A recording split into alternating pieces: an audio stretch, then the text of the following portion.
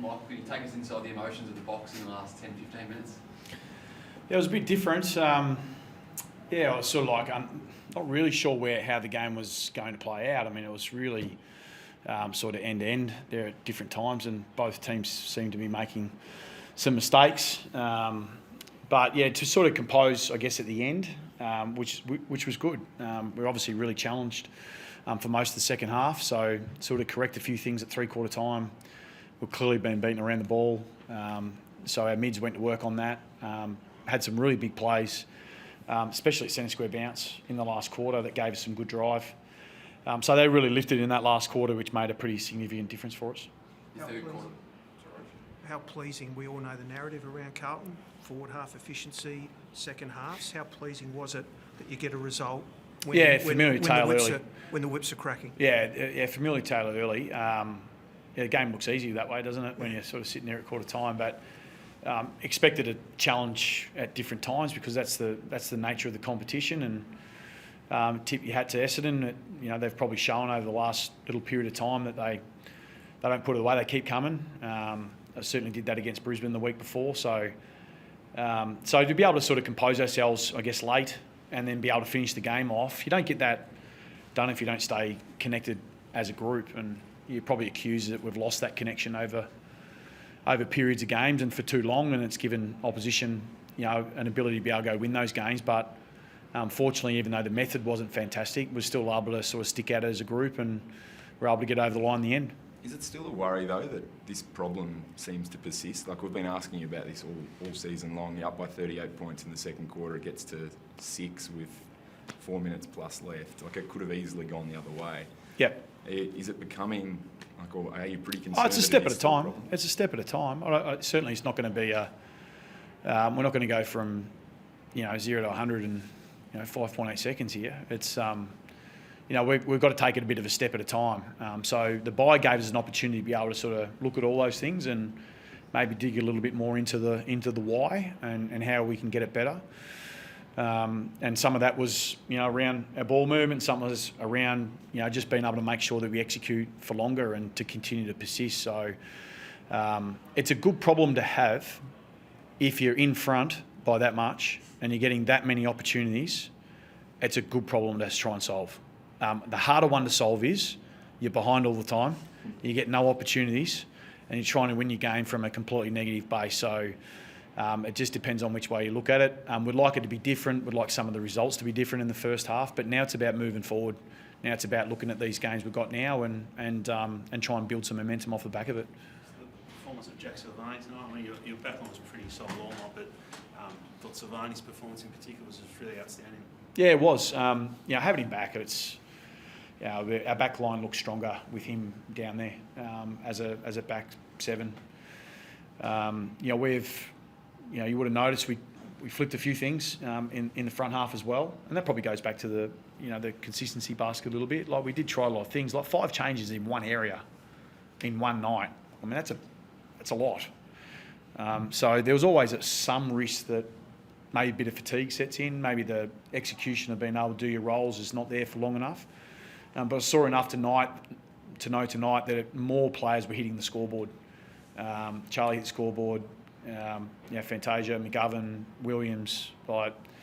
So to get that bigger change in one area of the ground and then sort of expect you're going to roll out for 120 minutes for the first time, it might be a little bit too ambitious. There's been a lot of talk around what happened with Chera. Yep. There was a gap. He gets assessed on the ground. He's out there for another 14 minutes. Then he gets taken off. Can you give us any insight as to what was happening at your end with that and whether there was any AFL intervention in there at all, Michael? I couldn't tell you about the AFL intervention, but he was assessed as we do, and have the capacity to be able to do at the time. I guess we probably took quite a cautious approach and did the HIA, so we followed that through. So once those two processes are done, it's pretty clear from there. I would have thought more the incident is probably more the conversation for me. Mm-hmm. What did you think of the incident? I think it's pretty black and white. Yeah, you just can't do that anymore. Did it shock you to see that? I mean, it was described as old school and what we used to see. I'm conscious right now that it's an opposition player and I'd always sort of go down that path. But I think when you sort of look at probably the clinical way of why we put the role in the first place was probably that, wasn't it? When a player's got their head over the ball, the reality is we just need to coach. We're coached differently now. We have to coach our players to let them win the ball and sort of step to the side and give them the opportunity to get their hands on it first. So that's the nature of the competition and what we're asked to do. So yeah, but I won't go any further than that. It'll get dealt with in the right channels. How is that? Oh, he seems fine. Yeah, he seems fine out in the room. So, but like all these, this is one part of ongoing checks for the player. Yeah. And as I said, I think we sort of took a very, very cautious approach. But I'd rather that than not. So really, we've got to still be sitting here in a day's time and 2 days' time and still got to follow the protocols, and we'll go through those when we need to. Michael, how did you assess the game of Adamshire as a whole? He made some real important moments, particularly in the last, but also the games of Blake Acres and also Motlop, who played one of his best games for the season. Yeah, they were all very important players. Ches had an extremely strong year, and for him to be able to step up and take more ownership around the midfield has been a pretty consistent thing for Ches for most of the year, and for the other two to be able to find some form over the game was really important. Blake being one of them. Motts has had some struggles. He sort of openly admits that. He sort of, I guess, reset himself at the halfway. He's had a great pre-season, done all the work. Probably made a few more things simpler for himself, but he showed up in some really big moments for us, both defensively and also on the other side of the ball in offence. And as a result, he kicked the goals. But there were some really important moments that he was involved in that we needed.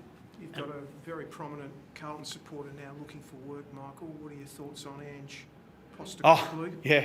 Have you spoken to him? And, no, I haven't. Would you offer him a job at Icon Park? He is welcome here. I'm not sure we can afford him though. So it's if he wants to come and sit in my coach's box, he's more than welcome. So I'm reading that from a long way away. As what am I to say? I don't have all the facts in front of me, but I would have thought it's a pretty layman's decision, isn't it? Stick with it, but I'm not them. How happy were you for Alex Cincotta tonight, Vossy, as a coach and also just as a mate? He had a pretty emotional last 6 months, coming back from his hip surgery and having the privilege to be able to pick him again just after one VFL game. He was wrapped in the rooms after the match. Yeah, he's a pretty relieved man in there and pretty proud of just being able to get back, and he's come off a pretty significant rehabilitation with his hip. And he just competes. That's really how you could summarise him. We're talking about Hudson O'Keefe. He's a competitor. He's a young man, but you sort of see the broad shoulders. When they fill out, look out. So to be able to sort of add those couple of guys were really important to us. He had merit for most of the night. One of the real challenges within getting those jobs done is how much it impacts your system. Clearly, Essendon were doing a lot of things to try and disrupt us. I thought we thought through most of it, but now we've got that, I guess, feedback. We could sort of now go back and have a bit of a look at and see what we would change. But it was an important conclusion. Well, it was because 5 contested marks for Hudson O'Keefe tonight. You must have just been really thrilled that he could have impact in the game, but support the coning as well when it was a real critical part of the game. Yeah, it's 6 weeks ago, I wouldn't have thought Hudson O'Keefe would be. I didn't think he was AFL ready. We're always constantly looking at a list, and he's had some really important conversations. He's gone to work in his game, particularly in the last 6 weeks, more forward of the ball necessarily than in the ruck. And credit to him and our development coaches that he spent the time to be able to work on the nuances of forward craft and his marking, because he spent most of his time in the ruck. So slowly over the course of the bigger picture for us is continue to build this depth of our list, and so it comes with exposure with some of our younger players. Carroll, Farrell, Hudson O'Keefe, Camperelli. We've now had 4 or 5 debutants now this year, and whether they end up playing 18 games or they end up playing 5, it's pretty important that we continue to give them exposure. And form-wise, he stacked up tonight, which is a real credit to him. Good for depth, isn't it, with your VFL side performing as well? Yeah, and they had to win, so we obviously went back-to-back on that, so it's been a good day. And look, it's important for us to I think we're sitting here saying like it's not all perfect. I think we sort of acknowledge that, but we're going to enjoy this win.